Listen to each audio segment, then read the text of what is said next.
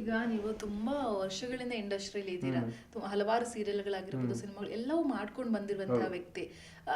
ಯಾಕೆ ಅಂದ್ರೆ ನಮ್ಗೆ ಅಬ್ಸರ್ವ್ ಮಾಡಿದಾಗ ಹೆಸರು ಮಾಡಿದೀರಾ, ಬಟ್ ನೀವು ಇನ್ನು ಸಂಪತ್ತನ್ನ ಗಳಿಸಿಲ್ಲ ಅಂತ ನಮಗೆ ಅನಿಸ್ತಾ ಇದೆ. ಇದು ನಿಜಾನಾ ಅಂತ ಹೇಳಿ? ಸಂಪತ್ತು ಹೌದು, ಅಂದ್ರೆ ಮಾನಿಟರಿ ಥಿಂಗ್ಸ್ಗಿಂತ ನಾನು ಜನರನ್ನ ಗಳಿಸೋ ನಿಟ್ಟಿನಲ್ಲಿ ಕೆಲಸ ಮಾಡ್ತಾ ಇದ್ದೆ. ಹೌದು, ನಾನು ಸ್ಟೇಬಲ್ ಆಗೋದಕ್ಕೆ ಏನೇನು ಬೇಕೋ ಅದನ್ನೆಲ್ಲ ಮಾಡ್ಕೊಂಡಿದ್ದೀನಿ. ಆ ನಿಟ್ಟಿನಲ್ಲಿ ಯಾವುದೇ ರೀತಿಯಾದಂಥ ಕಡಿಮೆ ಆಗಿಲ್ಲ. ಬಟ್ ಅದೆಲ್ಲದಕ್ಕಿಂತ ಹೆಚ್ಚಾಗಿ ನಾನು ಗಳಿಸಿರುವಂಥ ಸಂಪತ್ತು ಅಂದರೆ ಜನಗಳು.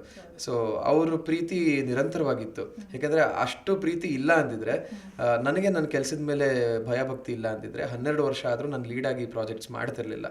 ಸೊ ಇದೆಲ್ಲವೂ ನನಗೆ ಸಂಪತ್ತು ಅಂತಲೇ ಅನಿಸುತ್ತೆ. ಇದೆಲ್ಲದನ್ನು ಗಳಿಸ್ಕೊಂಡಿದ್ದೀನಿ. ಎಲ್ಲೋ ಒಂದ್ ಕಡೆ ಹೋಗ್ತಾ ಮೊದ್ಲಿದ್ದಂತ ಎನರ್ಜಿ, ಇವನ್ ನಾನ್ ಕಂಡಂತೆ ಎನರ್ಜಿ ಕಡಿಮೆ ಆಗ್ತಾ ಬಂತು.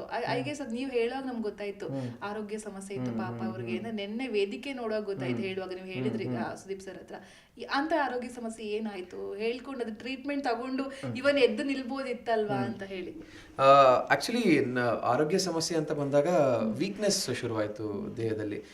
ತುಂಬ ವೀಕ್ ಆಗ್ತಾ ಹೋಗ್ತಿದ್ದೀನಿ ಅಂತ ನನಗೆ ಗೊತ್ತಾಯಿತು. ಸೆಳೆತಗಳಾಗ್ತಾ ಇತ್ತು ಬಾಡಿಲಿ. ಅದು ಮುಖದಲ್ಲಿ ಕಾಣಿಸೋಕ್ಕೆ ಶುರುವಾಯಿತು. ಅವಾಗ ಜ್ವರ ಬರ್ತಾ ಇತ್ತು ನನಗೆ.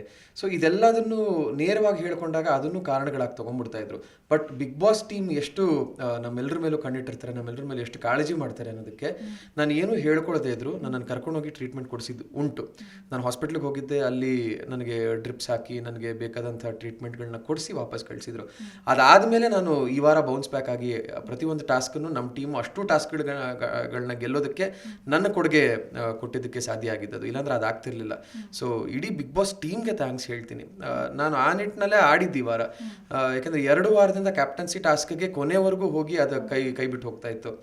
ನನಗೆ ಸರಿಯಾದ ಟ್ರೀಟ್ಮೆಂಟ್ ಸಿಕ್ಕಿರಲಿಲ್ಲ ಅಂತಿದ್ರೆ ಅದನ್ನು ಮಾಡೋಕ್ಕಾಗ್ತಿರ್ಲಿಲ್ಲ. ಸೊ ಜಿ ಕನ್ನಡ ನ್ಯೂಸ್ ಈಗ ನಿಮ್ಮ ಮನೆಯಲ್ಲೇ ನೋಡಿ. ಎಲ್ಲ ಕೇಬಲ್ಗಳಲ್ಲಿ ಈಗ ಲಭ್ಯ.